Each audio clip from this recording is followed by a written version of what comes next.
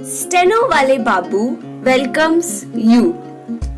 Shorthand dictations in male and female voice from all sources like magazines, speeches and editorials at various speeds up to 120 WPM for various departments like SSC, DSSSB, CRPF, Delhi Police, etc.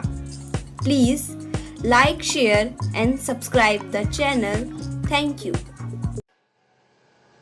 Exercise number 22. You know that the police are a major line of contact, a good or a bad name between government and the people. The entire government gets a good or a bad name depending on level of competence and courtesy of the police.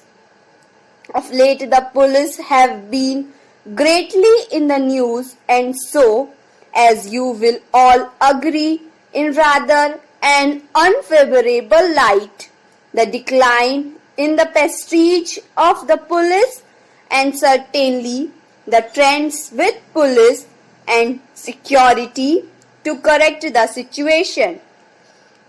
There are two main indicators of a healthy society: a low rate of crime and a high rate of production. Some societies which are regarded as the advanced economically regret their inability to ensure civic safety. Our country has to deal with two sets of problems, those which arise out of development and those which are the result of old inequalities or traditions. In the coming decade, political and economic pressures are likely to increase even when governments are returned to power with a clear mandate. There are forces which are active to destabilize them. Every day we see a new agitation in some part or other of our country. Some agitations are the result of inflation and economic hardship. Some are the delayed consequence of the period of virtual absence of government. But some are deliberately engineered to bring down the present government. Agitations are an attempt to undermining government's major legitimacy through extra constitutional action. It is a well-planned effort of the relatively well-to-do sections of the farming community. The objective is higher support price for their produce. And here I must make a distinction because there are some farmers who are small farmers and they have a just cause, although richer farmers give the leadership in their agitations to obstruct the government. If we yield to the demands, the equilibrium in rural areas will be disturbed and there will be greater inflation. Forces which have no real love for farmers are trying to take charge of these agitations. In towns, we see attempts to whip up trade union trouble. Industrial and white-collar employees are resorting to agitational methods, ignoring the needs of the rest of the community. Students and youth are enlisted in various agitations, some of which have turned violent. In some states, students agitating against an increase in bus fares have been attacked police stations.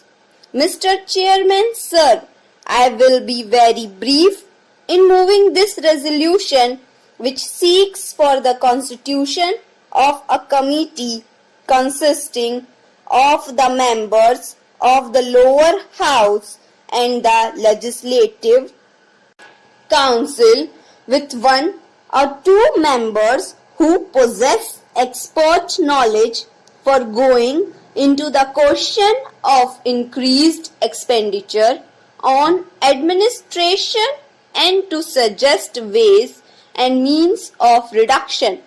Today, if we go through statistics, we find that the expenditure on general administration during the last 2 years has been mounting up from year to year, and I am afraid government will not be in position to meet any more expenditure. At the same time, I am fully aware that during the planned period, there is a good deal of activity of nation building type, and that should not be suffered, and at the same time efficiency also should be maintained.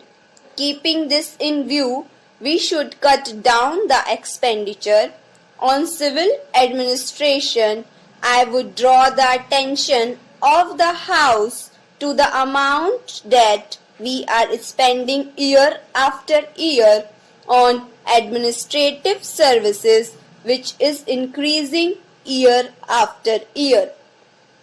If we go through the budget estimates, we also find the actuals as well. We are spending about 1/6 of the total revenue on the very salaries of the officers and the officials in government service. Therefore, I feel that there is need for reducing this expenditure and at the same time maintain the efficiency of the services.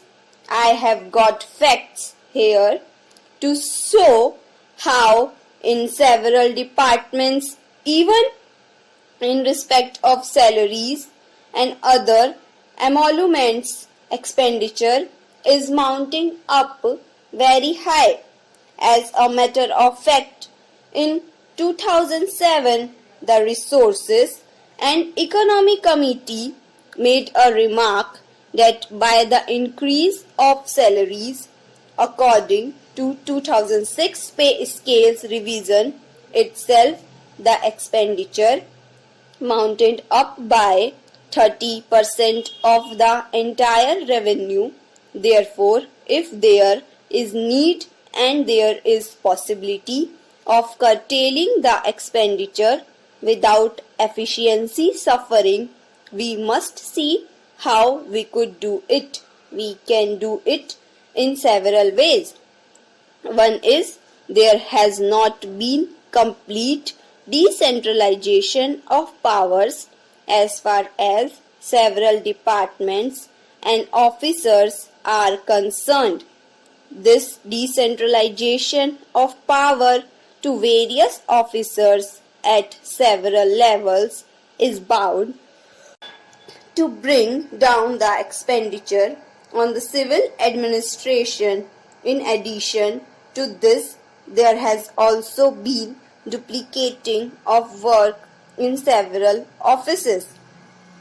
This shall make our administration cost effective, that we shall be able to do more work at a lower cost.